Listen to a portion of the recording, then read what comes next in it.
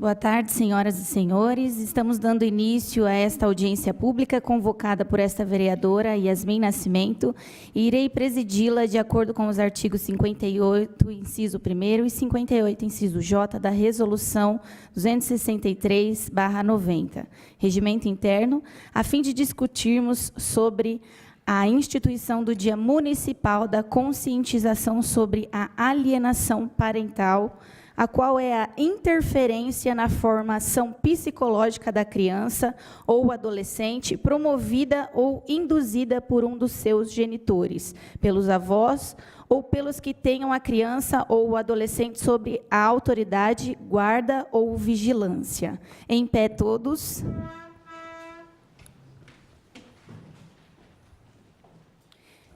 Invocando a proteção de Deus, os vereadores à Câmara Municipal de Bauru iniciam os trabalhos desta audiência pública às 17h35. Peço a todos que quiserem participar aqui que entrem ao plenário.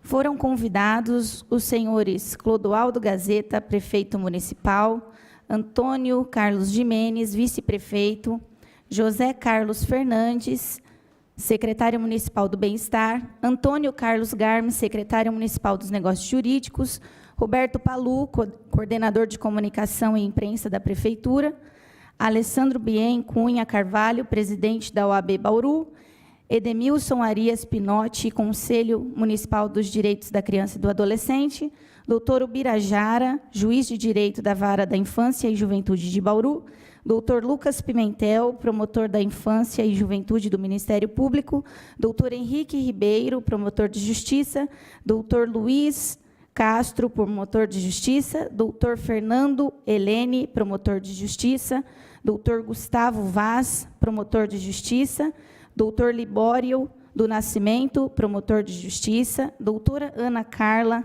Crescione, juíza, doutor Olavo Pellegrina Júnior, advogado.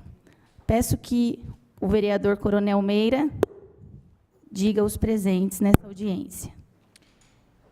Justificaram as presenças, as ausências, o vereador Serginho Brum, que se faz representar pelo assessor Vinícius, o vereador Manuel Lozila, a sua representante, a Fátima Ferri, aqui presente.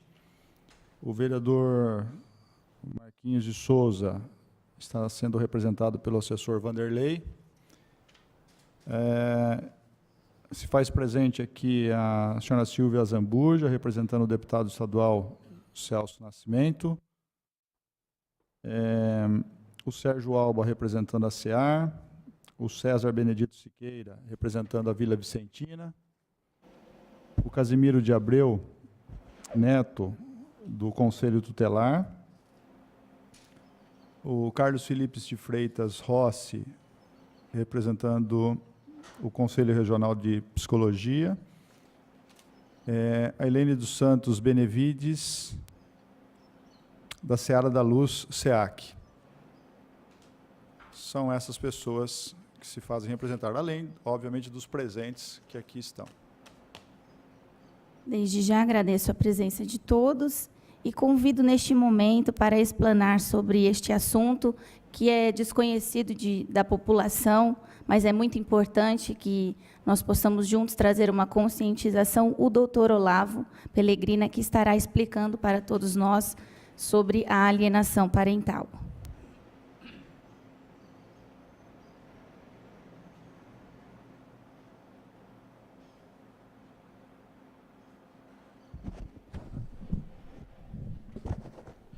Vereador Yasmin, vereador Coronel Meira, demais presentes, explicar sobre a alienação parental, né? Eu posso conversar um pouco sobre a questão prática da alienação parental. Não me ater a aspectos técnicos ou os aspectos psicológicos da legislação. Muito obrigado. Os aspectos psicológicos que tem, com certeza, pessoas com muito mais competência para falar sobre esse assunto. A alienação parental, ela se instala num quadro bastante interessante. Ela se instala quando, geralmente, um casamento ou um relacionamento termina. Essa instalação do quadro de alienação, ela é de uma crueldade ímpar, de uma crueldade gigante, que nós vamos conversar um pouco sobre isso. A primeira vez que se começou a falar em alienação parental foi em meados de 2002, 2005, por um norte-americano que identificou em crianças e adolescentes uma síndrome, um quadro sindrômico de alienação parental. Uma série de sintomas que aquelas crianças e adolescentes apresentavam quando experimentavam o rompimento do relacionamento dos pais. Vamos aprofundar nisso. Essa instalação, então, acontece quando há a disputa pelo poder parental. Como assim a disputa pelo poder parental? Um rompimento, em regra, eu vou falar em regra porque tudo tem exceção. Quando falamos de pessoas, né, a beleza de pessoas é que são diferentes, somos diferentes uns dos outros, então não há 100%, não haverá 100% nunca. Então existem exceções, vou falar em regra. Um deles, geralmente num rompimento, ele é, que nós podemos rotular entre aspas, de o deixado. Aquele que é deixado no relacionamento, ele sente uma dor de rejeição, uma dor de perda, e algumas vezes quer que o outro experimente a sua dor. Na advocacia, às vezes nós vivenciamos essa questão, né?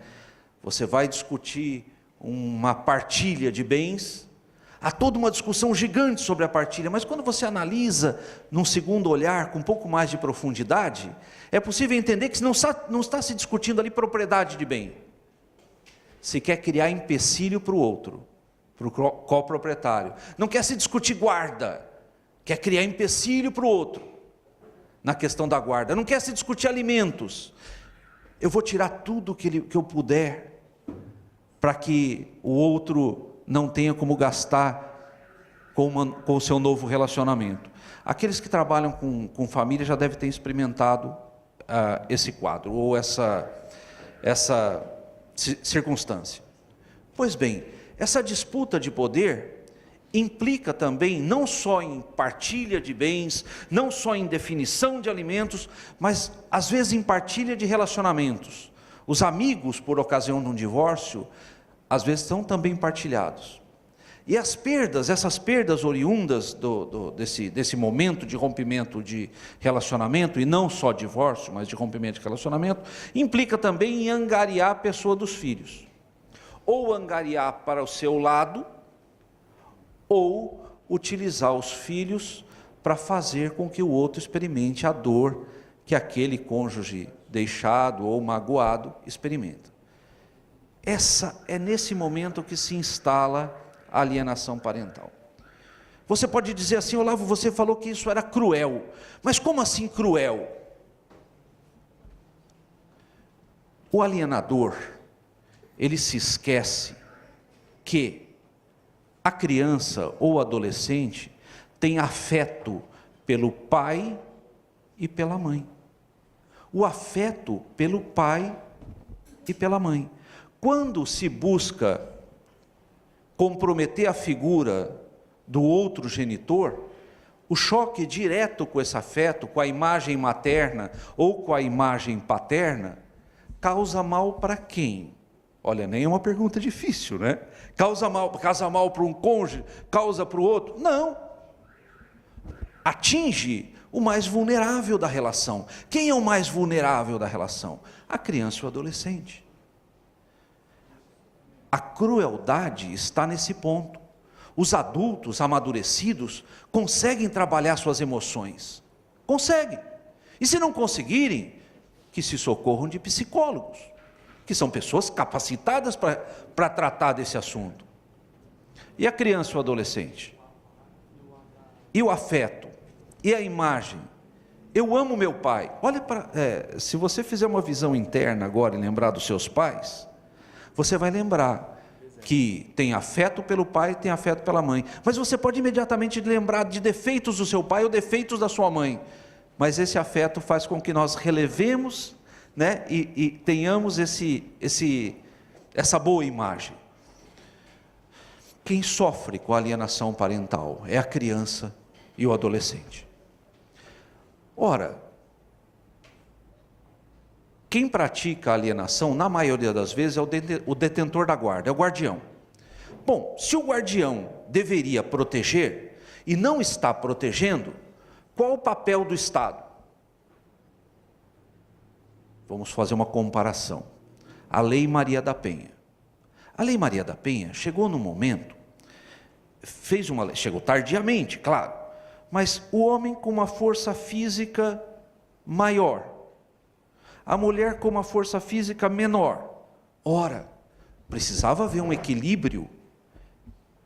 E veio a Lei Maria da Penha e conferiu facilidades e direitos à mulher para que ela pudesse combater fortemente esse desequilíbrio físico. Pois bem, a lei de alienação parental chegou nesse momento para fazer exatamente isso.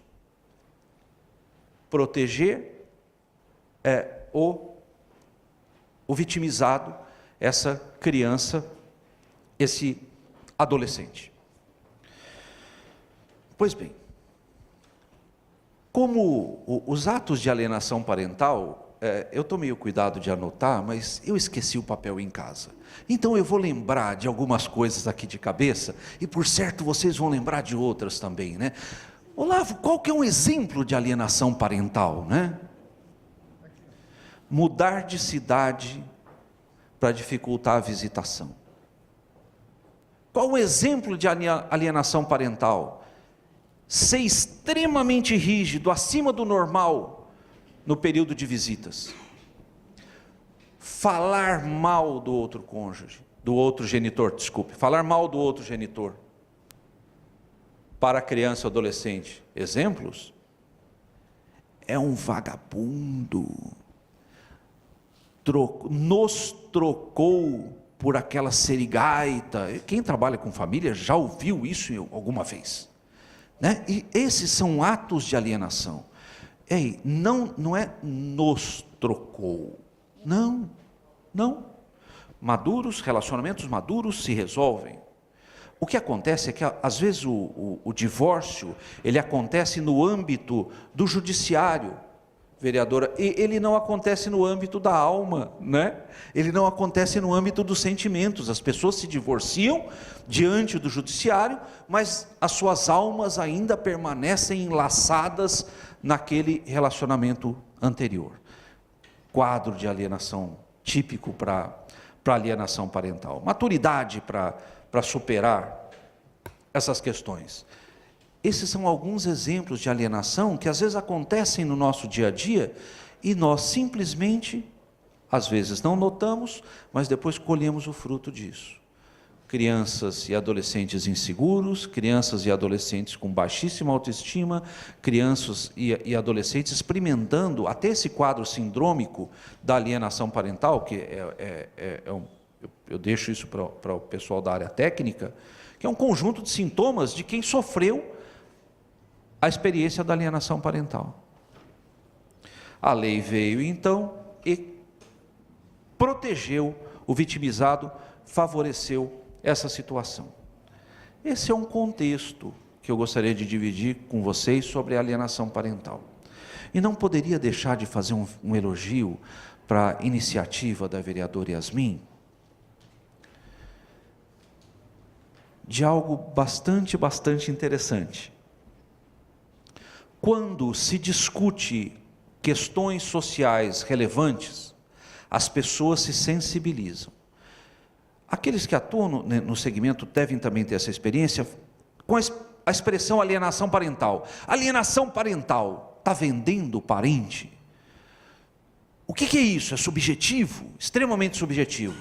Quando se institui o Dia Municipal da Alienação Parental, quando se faz uma audiência pública, quando a imprensa noticia, as pessoas aprendem. Quando se discute abuso sexual de criança e adolescente, as denúncias aumentam. Quando se discute publicamente, porque as pessoas se sensibilizam. Elas fazem um segundo olhar sobre a situação de uma criança ou do adolescente que pode ser vitimizada por abuso sexual. E só para não deixar de tocar nesse ponto, a denúncia falsa de abuso sexual é outro instrumento da alienação parental.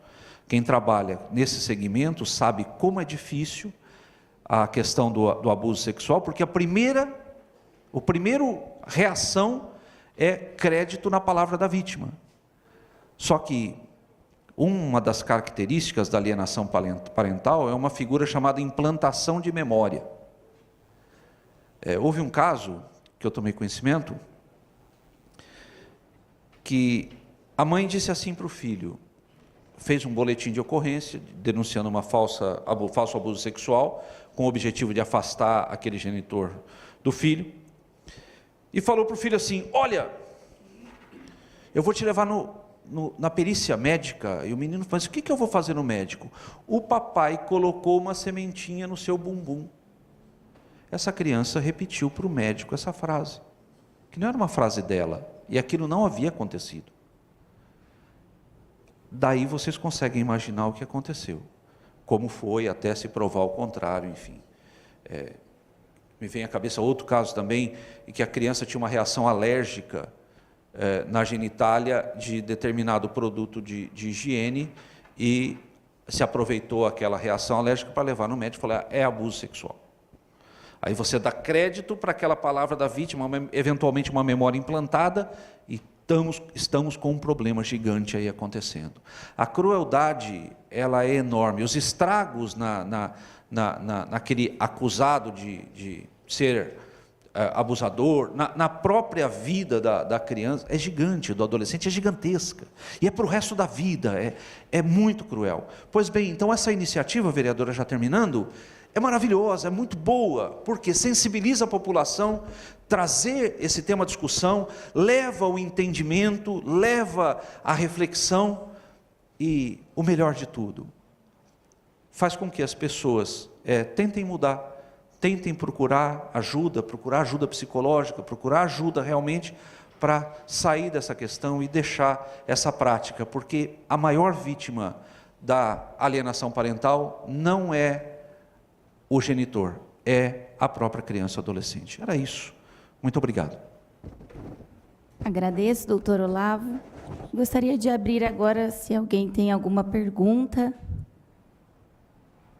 Começando. Pode usar o microfone, por favor. Nem sei bem como formular essa pergunta, mas, assim, se a mãe não percebeu que a filha vinha sofrendo essa alienação parental, de repente a filha sai de casa com seus 16 anos, e aí que descobre, aos poucos, que houve essa alienação.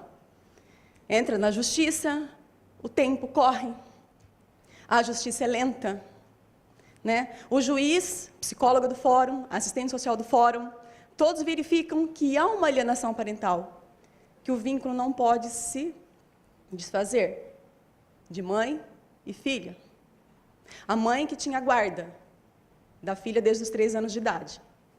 Aos 16, ela pronta, bem estudada, inglês, espanhol, tecnologia da informação, todos os cursos, todo o amor.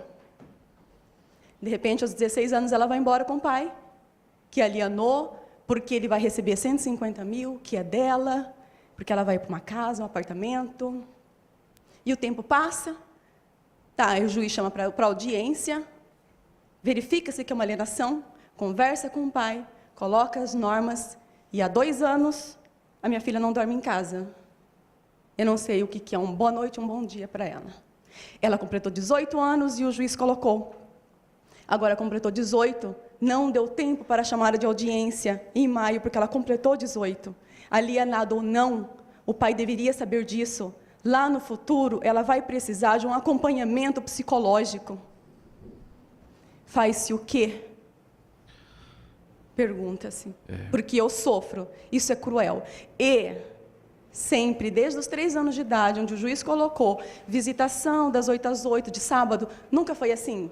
Entendi. Sempre teve visitas. Sempre tive um bom relacionamento com ele. Compreendi. A gente não esperava que tudo isso acontecesse. Eu não vou poder responder objetivamente Sim. do caso concreto, mas posso dizer sobre duas questões importantes. A justiça é lenta. Primeiro, conseguir Lenta. fazer prova da alienação parental já é algo fantástico. É uma prova muito difícil de ser feita, muito difícil de ser feita. Existe uma figura filosófica chamada devir. Devir é o que acontece, é o que vai acontecendo. Existe um negócio chamado devir processual. Devir processual, muito louco. O processo é muito mais lento do que a vida. O processo é lento e não acompanha a vida. O que nós vemos em casos graves de alienação parental são muitos anos para recuperar o relacionamento. E o trabalho dos técnicos do judiciário é um trabalho de entender e elaborar a leitura psicológica daquele quadro, mas eles não podem, não é da competência deles, nem tem tempo para isso, fazer um trabalho terapêutico, né? Eles orientam o trabalho terapêutico, mas leva muitos anos para recuperar quando o estrago é feito em alguns calibres. Nós temos casos aqui em Bauru que hoje o filho retornou, nesse caso vou citar com o pai, mas que foi um processo de alienação monstruosa. Mas o tempo de recuperação realmente é gigante. Geralmente o tempo de desconstrução é o mesmo tempo de reconstrução. Se a alienação aconteceu por anos, pode ser, depois de diagnosticado e mudado de posição, é o tempo que demora para recuperar. Desculpa não poder falar alguma coisa boa para você. Completou 18, agora esperar em Deus, né? Obrigada. Mais alguém tem alguma pergunta?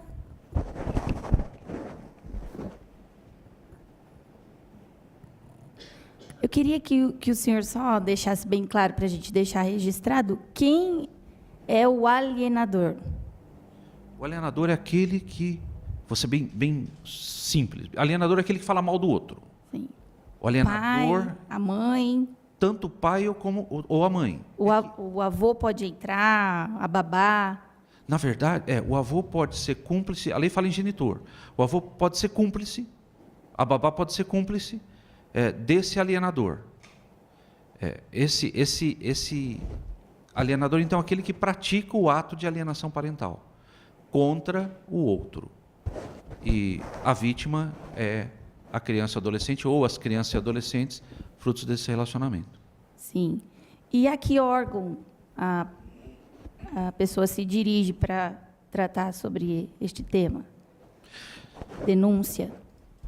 Isto. Por não se tratar de crime, pela lei de alienação parental, os atos de alienação parental podem caracterizar crime. Crime contra a honra, falou mal, enfim, acusou. O judiciário ele tem estrutura, competentes psicólogos, assistentes sociais, aqui em Bauru, posso dizer, para oferecer suporte para uma decisão acertada, sim. O judiciário que pode também, numa decisão, deixar mais tempo de visita ou mais tempo junto com o alienado, para que possa haver uma recuperação do quadro de alienação. Mas sempre lembrando, o juiz da vara de família é o mais adequado, em primeiro momento, para essa resolução. Muito obrigada, doutor. Eu chamo agora a senhora Ana Salles, que fará uso da palavra. Ela é assistente social da SEBS.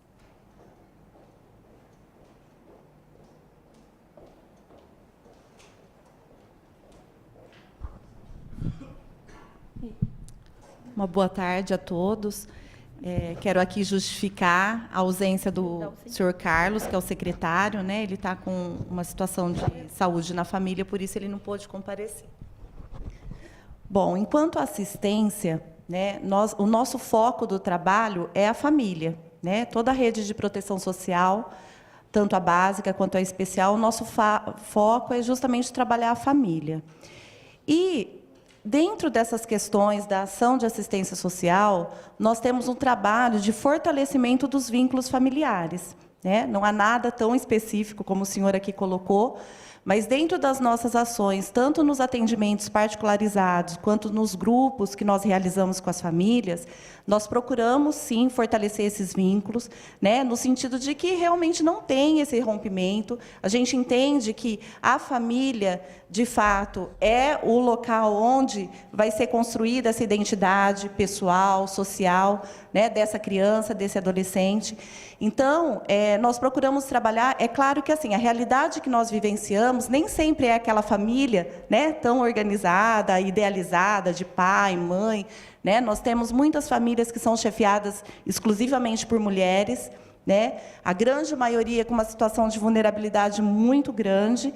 Então, assim, nós procuramos assim incentivar para que realmente ocorra essa convivência familiar e comunitária, né, dentro do nosso trabalho, né? É claro que em algumas situações a gente se depara, né, em relação a isso, mas não é nada muito específico, né? E aí eu me coloco à disposição até para que vocês perguntem, para saber, né, o que vocês gostariam de saber em relação à política de assistência, né?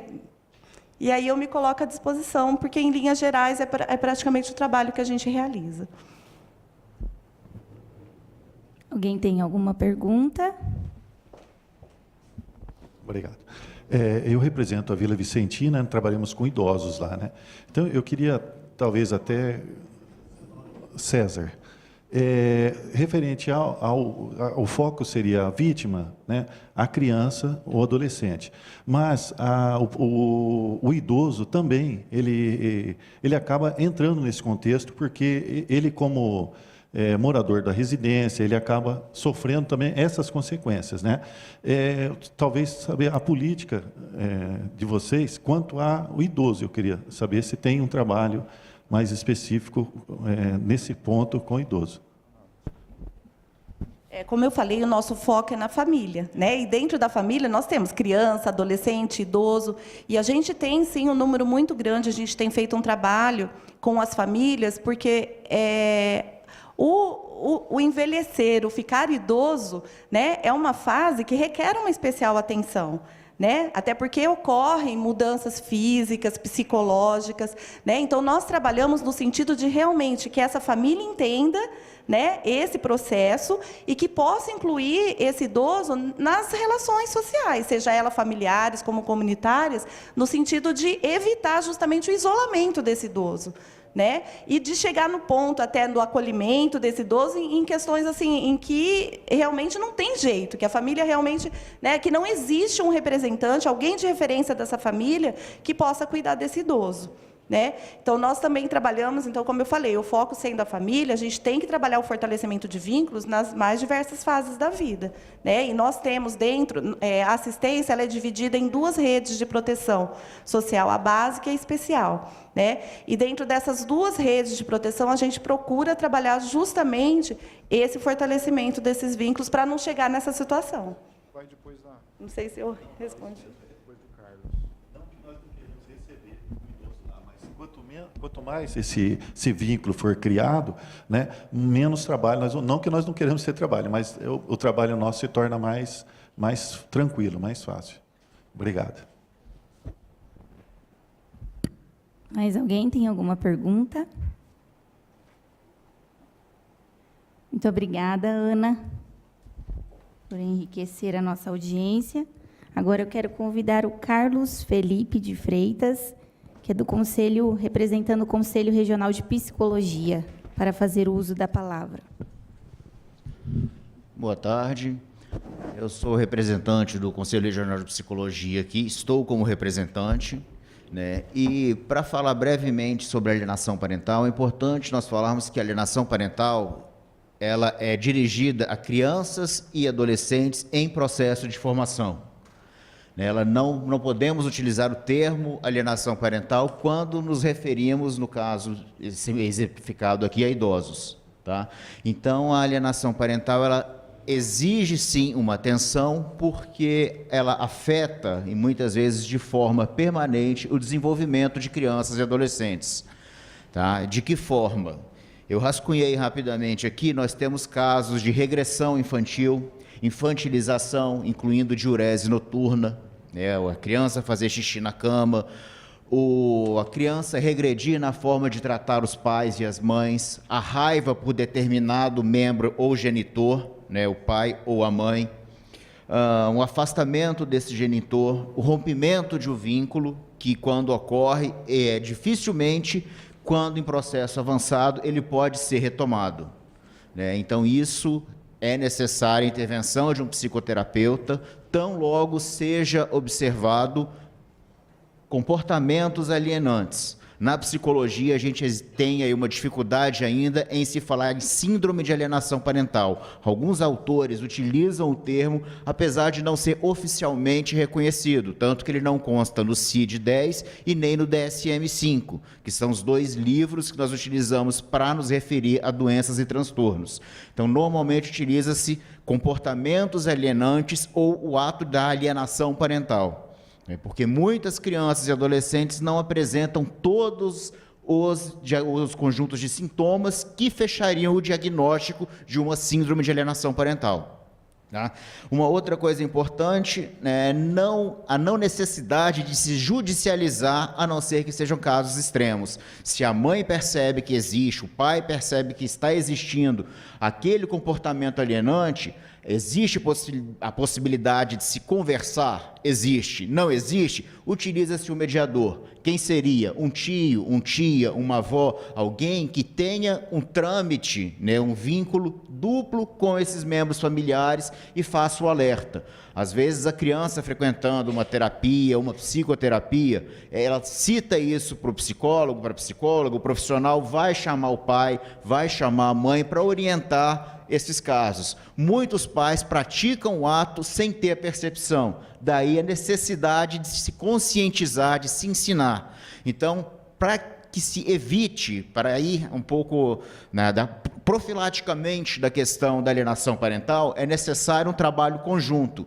não apenas judiciário, operadores do direito, psicologia, mas toda a comunidade, para que primeiro a sociedade civil reconheça e saiba o que é alienação parental, porque a gente só pode intervir naquilo que a gente conhece. Se nós desconhecemos do que se trata, nós não temos como trabalhar. Se nós desconhecemos a existência de um problema, não temos como encontrar solução. Então, existem várias formas de se resolver isso. A primeira é reconhecer a existência. Então, eu vou falar basicamente isso para explicar um pouco da alienação parental para vocês. Se alguém tiver alguma dúvida, alguma pergunta. Eu tenho uma pergunta para o senhor. Eu vi que a lei ela é de 2010, né? O senhor já deve ter apreciado ou trabalhado em algum caso de alienação parental, ou pelo menos algum colega seu deve ter. Eu sou psicólogo do tribunal também, mas aqui eu represento o CRP. Então, melhor ainda. Eu vou falar como psicólogo ligado ao CRP. Melhor ainda. Então, eu queria saber do senhor o seguinte: as medidas que são aplicáveis aqui no caso da constatação da alienação parental, ao meu ver, são medidas assim bastante paliativas, né? Mas eu queria saber o seguinte: mas são medidas, né? Pode até haver a inversão da guarda e tudo mais, é aquilo que o doutor Olavo explanou. O senhor conhece algum caso em que, constatada uma alienação parental, aplicadas medidas pelo juiz, houve, na verdade, uma regressão, mudou o quadro? Regressão da alienação ou modificação de guarda? A modificação de quadro. Tá, vamos falar então de 2 instantes diferentes. O primeiro, né, da modificação de guarda. Existem casos, sim, de pais ou mães e às vezes avós que detêm guarda de crianças, avós, que praticando, observado, comprovado esses comportamentos alienantes, o juiz determina que a guarda seja modificada, tá? E em relação à questão do comportamento infantil, sim, existem vários casos em que a criança retomou o vínculo, ela refez o vínculo com aquele que era considerado o genitor alienado. né? Então, quanto mais tempo se leva, quanto mais cedo se começa o processo de alienação, ou seja, na primeira infância, que é de 0 a 6 anos de idade, que é quando todos nós temos o nosso principal desenvolvimento enquanto sujeitos, enquanto seres humanos, e principalmente o filé dessa idade é de 0 a 3, que é chamado também de primeiríssima infância. Quanto mais cedo, mais grave e maior a dificuldade em se reverter esse processo de alienação, em se reforçar, né, refazer esse vínculo com aquela parte que foi alienada. Mas sim, é possível. Né? Uma questão que a gente enfrenta muito é quando está numa idade mais avançada, uma adolescência, já existe o dano, né, e esse adolescente se recusa a se aproximar desse pai ou dessa mãe. O que fazer? Nós tivemos casos assim, né, em consultório, tive casos assim. Por ainda que exista uma determinação judicial, você não tem como obrigar um adolescente a ficar no consultório junto com aquele que foi, né, o alienante, que é o pai ou a mãe ruins, segundo o outro genitor. Então, uma série de fatores devem ser observados e quanto mais cedo se investir de forma profilática, mais fácil, maiores são as garantias de sucesso. Eu queria fazer uma pergunta, não sei se é você que vai me responder ou se é o doutor Olavo. Eu queria uma pergunta de um caso que eu tomei conhecimento, acho que se aproxima muito do exemplo do que essa senhora apresentou aqui. Uma adolescente de 16 anos, né, morava com os pais, uma adolescente, era adotiva, e filha adotiva, sabia da adoção, conhecia tudo. Muito bem tratada, muito bem cuidada, muito bem assistida, e, de repente, ela foi surpreendida por um relacionamento amoroso com uma pessoa bem mais velha do que ela, a adolescente com 16 anos, e a pessoa com quem ela se relacionou, 60 anos de idade. E essa adolescente acabou criando um relacionamento difícil com os pais e saiu de casa. E, como ela mesma disse, os pais foram à procura da justiça, também demorou-se muito. Então, resumindo, hoje ela tem mais de 18 anos, continua vivendo com essa pessoa, só que agora essa pessoa mostrou a verdadeira face dela e tudo mais. Enfim, um relacionamento conturbadíssimo. Pergunto, no início desse relacionamento, a criança ou a adolescente com 16 anos, e o juiz ou a justiça tomando conhecimento de um caso desse, é considerado também uma alienação parental ou não? A gente tem aí várias questões, tá? Vou me referir principalmente à parte psicológica, a parte jurídica, doutor Olavo, por gentileza. Tá? Primeiramente, né, são retratos, né, de um acontecimento. A gente não tem aí uma visão ampla para poder falar de uma forma mais complexa, mais completa. Né? Supõe-se que, né, o que levou essa adolescente a procurar um relacionamento com alguém tão mais velho? A primeira pergunta que se faria, né, que eu faço enquanto psicólogo. Que justificativas essa menina, essa moça teve, essa adolescente teve, para buscar um relacionamento amoroso com uma pessoa de idade até para ser avô? Né? Não vou emitir nenhum tipo de juízo de valor, apenas pontuar algumas questões a serem questionadas. Outra, ela foi obrigada a manter este relacionamento? Ela foi removida de casa? Né? Questão legal, observe-se que ela tinha 16 anos. Né? Não sei com que idade isso começou. Né?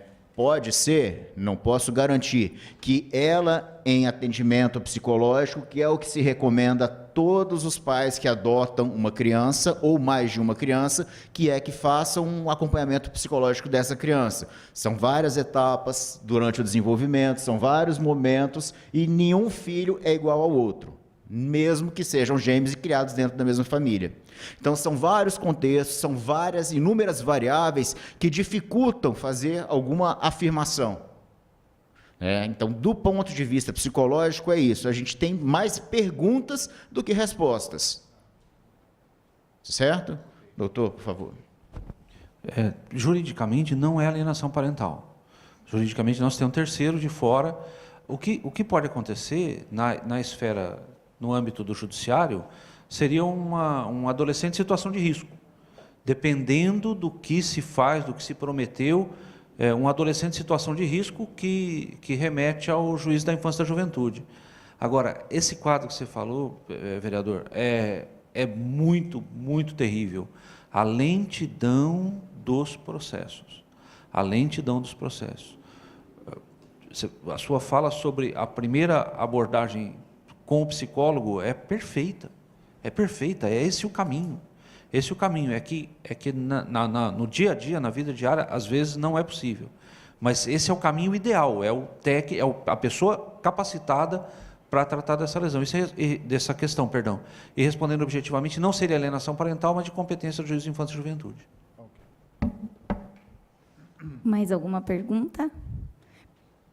Bom, eu agradeço, Carlos, porque tudo que você disse, realmente, a gente precisa trazer para a população a conscientização, porque realmente existem pais que praticam a alienação e não sabem que estão praticando, né? Então, muito obrigada por enriquecer a nossa audiência. Obrigado pelo espaço. Antes de passar a palavra para o presidente do Conselho Tutelar 1, eu quero fazer uma pergunta para o doutor Olavo. Doutor Olavo, se o parente, por exemplo, né, porque ele perceber que está havendo entre os pais uma alienação, ele pode entrar na justiça, ele pode procurar em juízo, ele pode se intrometer, no caso, né, resumindo, ele pode procurar a justiça e falar, o pai ou a mãe está... Porque se ele já tentou conversar com os pais e não resolveu, ele pode interferir? Pode, sim. Em princípio, vamos dizer assim, em princípio, sim. Entendendo bem que tipo de alienação está sendo praticada. Sim, se a criança ou o adolescente não pode ser vitimizado. O Estatuto da Criança e do Adolescente protege fortemente.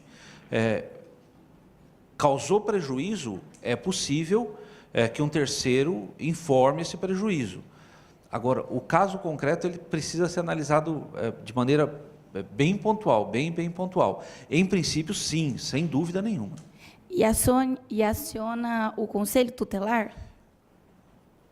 O Conselho Tutelar, o trabalho se nós soubéssemos o quão bom, o quão fantástica é a atuação de um Conselho Tutelar, o quão importante é a atuação de um Conselho Tutelar, nós faríamos, acho que, um busto de bronze na Praça Rui Barbosa para os conselheiros tutelares, e sem puxar saco de ninguém. A legislação confere esse poder para os conselheiros.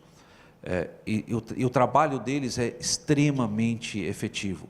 A denúncia ao Conselho Tutelar é uma solução bastante eficaz, porque é aquele que vai, em princípio, ter o primeiro contato com uma criança ou adolescente em situação de risco.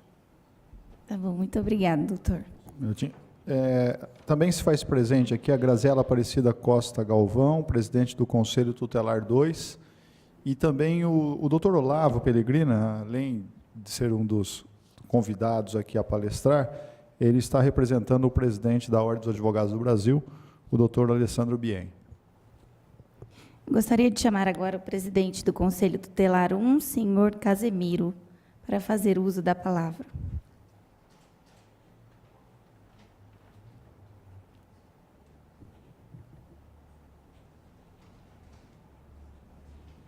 Boa tarde, vereadores, público presente.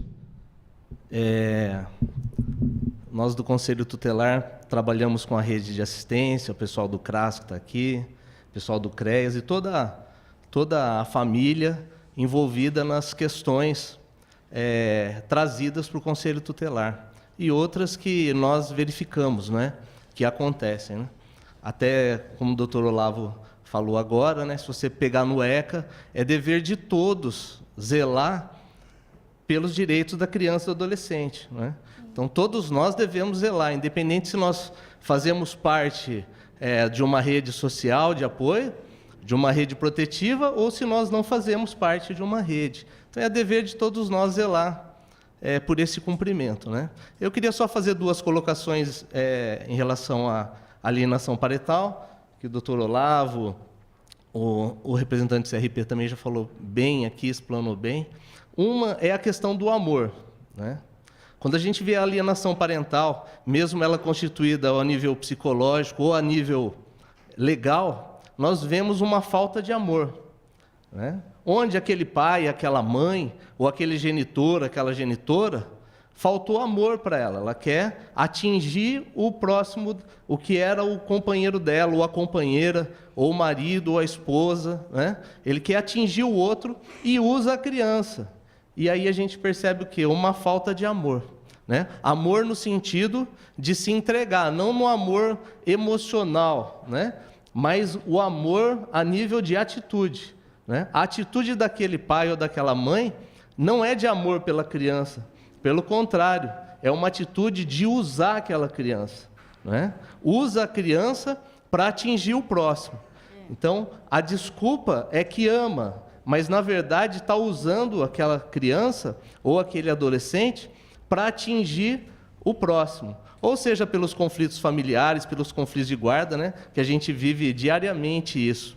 Então, quando chega no Conselho Tutelar, tem chego muito conflito familiar e conflito pela guarda. Isso aumenta a cada semana. Cada semana, todos nós aqui lidamos com mais conflitos familiares e com mais conflitos pela guarda, né? E quando isso chega no Conselho Tutelar, a gente ouve aquele pai, ouve aquela mãe, e procuramos ouvir os dois lados, para a gente poder tomar uma medida protetiva em relação àquela situação que está acontecendo.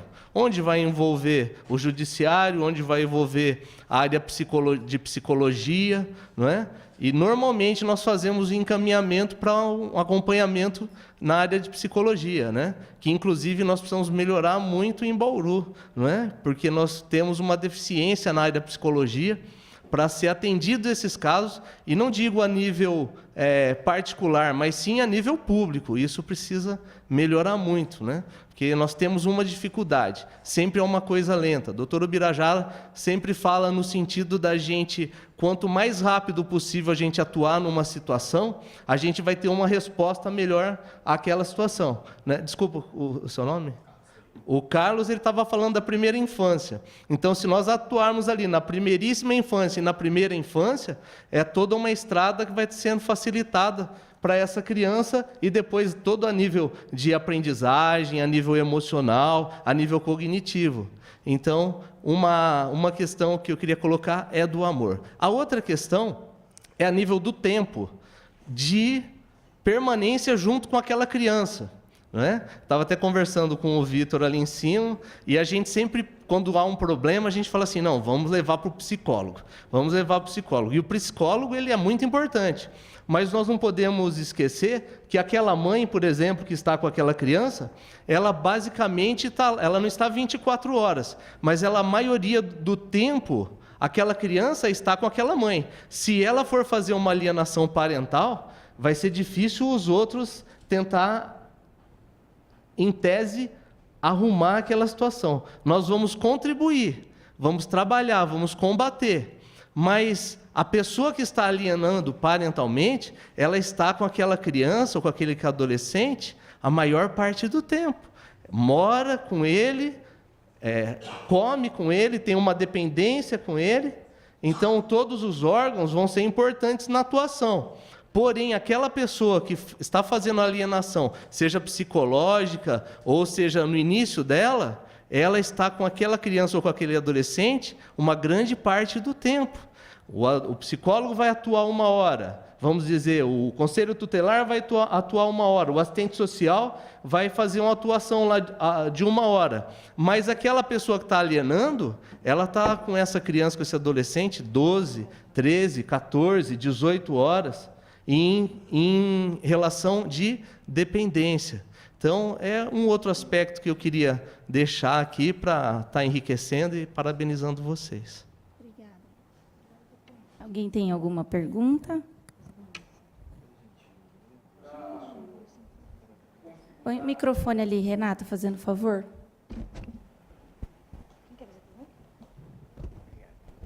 Para confirmar, Adilson.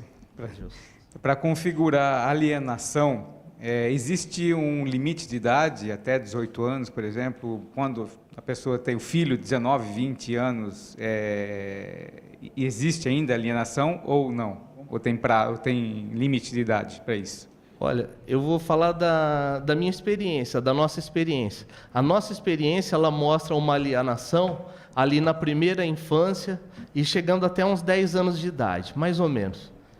Isso acontece muito forte ali, né, na área psicológica. Porque quando passa dessa idade, quando chega na adolescência, por exemplo, o próprio adolescente já decide o que ele vai fazer. Eu vou morar com meu pai, vou morar com a minha avó, vou morar com a minha mãe, vou morar com um senhor de 60 anos de idade. Ele ou ela já decide o que eles vão fazer, como eles vão agir.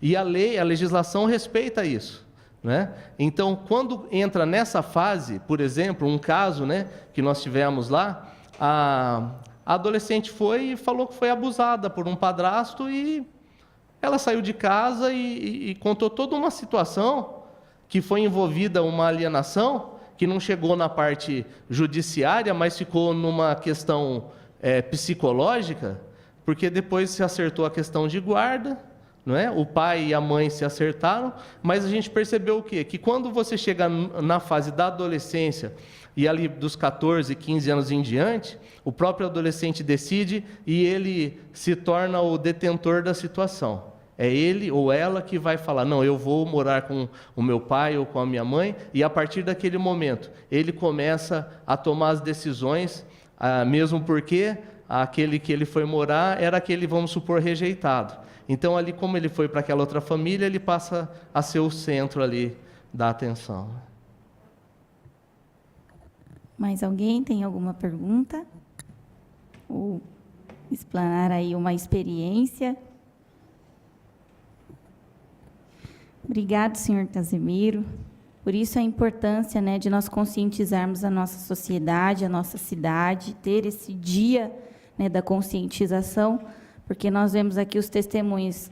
Quem passa a maior parte com a criança e o adolescente são os pais, os genitores, e o psicólogo e até o juiz, ele tem pouco tempo para convencer, né, e para reconstruir o que foi destruído. Então, agora eu quero passar um vídeo que trata sobre a alienação parental e tem alguns testemunhos de algumas pessoas que sofreram com a alienação. Pode passar, TV Câmara.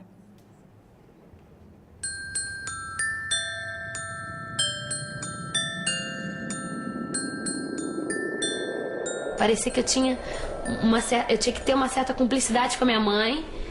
E se eu achasse legal sair com meu pai, era como se eu estivesse traindo a minha mãe, sabe? É muito louco isso, mas tinha uma coisa que eu não podia falar, que tá com meu pai também era legal. Meu pai ia pra lá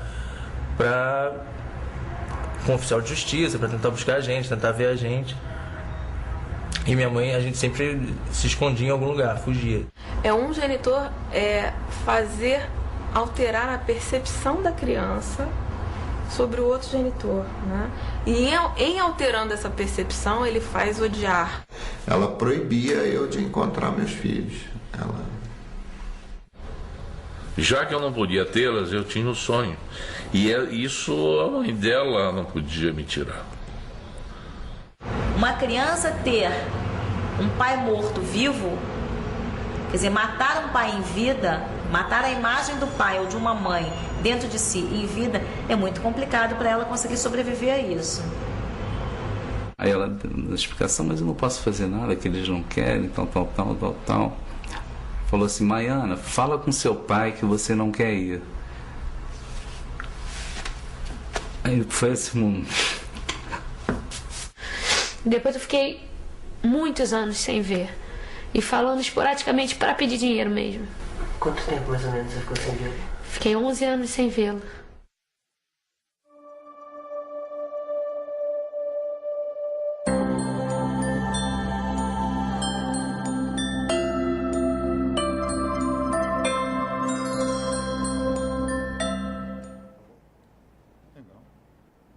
Bom, esse vídeo chama Morte Inventada, quem quiser procurar no YouTube para tratar sobre o tema. Tem alguém que queira fazer mais alguma pergunta, um posicionamento? Eu vou fazer mais uma pergunta para o Carlos.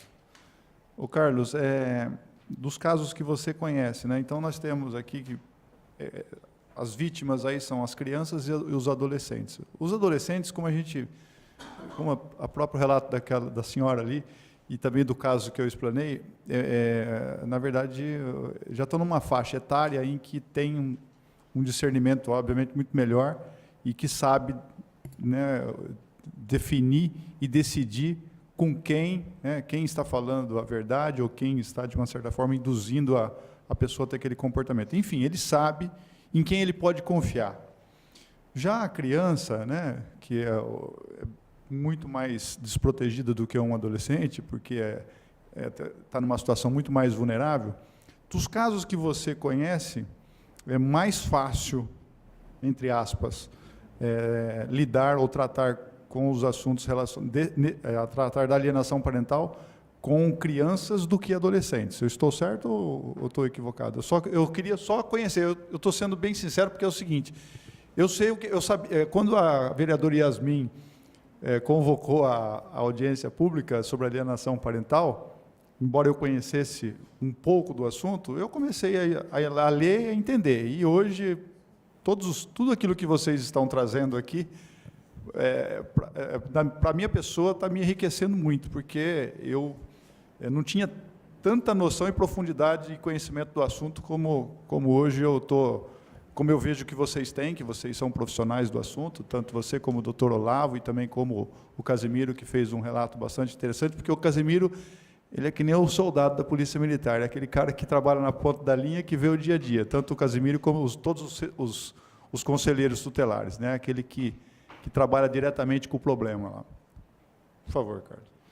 A gente não pode afirmar que lidar ou resolver o problema, retornar o vínculo da criança é mais fácil que o do adolescente, ou vice-versa, né? Nós temos casos de pai ou mãe que compram o afeto da criança com presentes e com dinheiro. Existe caso de pai que é mais controlador e quer segurar a filha, quer conhecer o namoradinho da filha de 15 anos, e a mãe que é mais liberal. Então, isso em si já é um atrativo para aquela criança, para aquela adolescente. O que ela opta? Vou morar com a minha mãe. Lá eu tenho o que eu não tenho na casa do meu pai, a liberdade. De modo semelhante, também pode funcionar com criança. Tem pai que consegue esse afeto, né, comprar esse afeto da criança, levando a criança todo final de semana na lanchonete, todo final de semana no parque, todo dia de visita, a cada 15 dias ou semanal, essa criança ganha um presente, né? O adolescente tem uma condição de avaliar, de raciocinar um pouco melhor dentro dessa situação. Ainda que ele perceba, meu ganho é maior ali, então eu vou ficar ali por um interesse. A criança já não tem essa percepção. Meu pai é mais legal porque ele me dá mais presente. Então, o pai passa a ser o mais legal, né? E somado a isso, o alienador traz, né, não só as falsas lembranças, as falsas memórias para a criança, mas também, principalmente, denigra a imagem do outro genitor, né, que é uma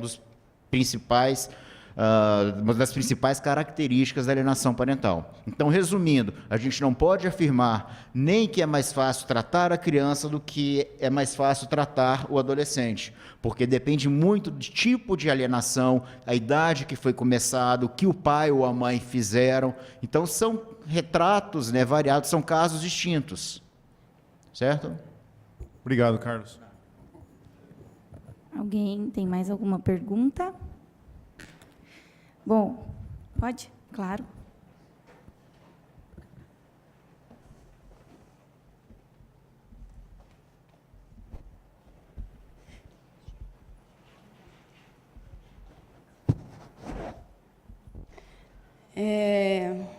Eu só quero dizer assim que a fala do senhor Casimiro do conselho, ela foi assim esplendorosa.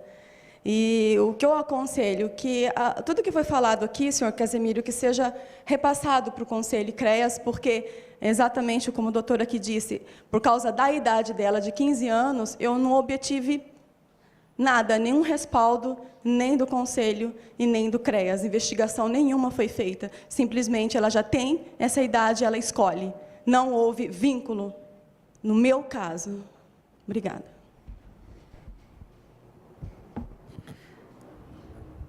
Alguém mais?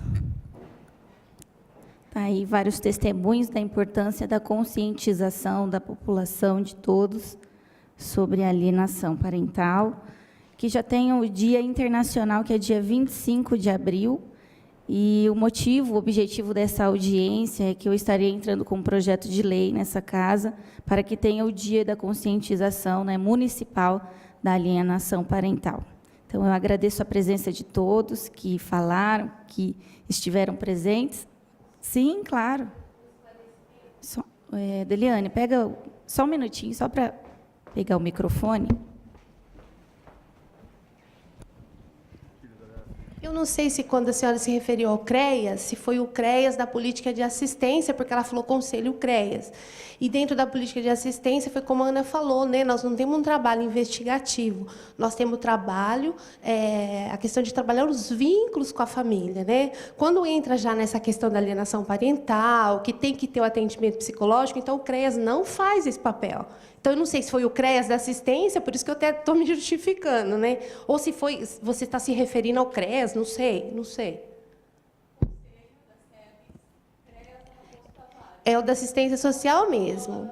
Isso, isso. A gente não faz esse trabalho de atendimento psicológico como o Carlos, né? Como o Carlos falou. A gente faz exatamente o que a Ana falou. A gente trabalha os vínculos com a família, né? Tenta resgatar esse, né? Mas não trabalhamos, não fazemos um trabalho de investigação, por exemplo. A gente faz os encaminhamentos quando por exemplo, para o atendimento psicológico, para a promotoria de justiça, para o juizado, né? Mas nós não fazemos. Então, talvez por isso que você não tenha esse sentido, tá? Só um instantinho. O primeiro dia em que o pai dela esteve com ela no Conselho Tutelar, foi dito para que ele procurasse a delegacia, exatamente pela idade dela. Foi isso. Está tudo relatado.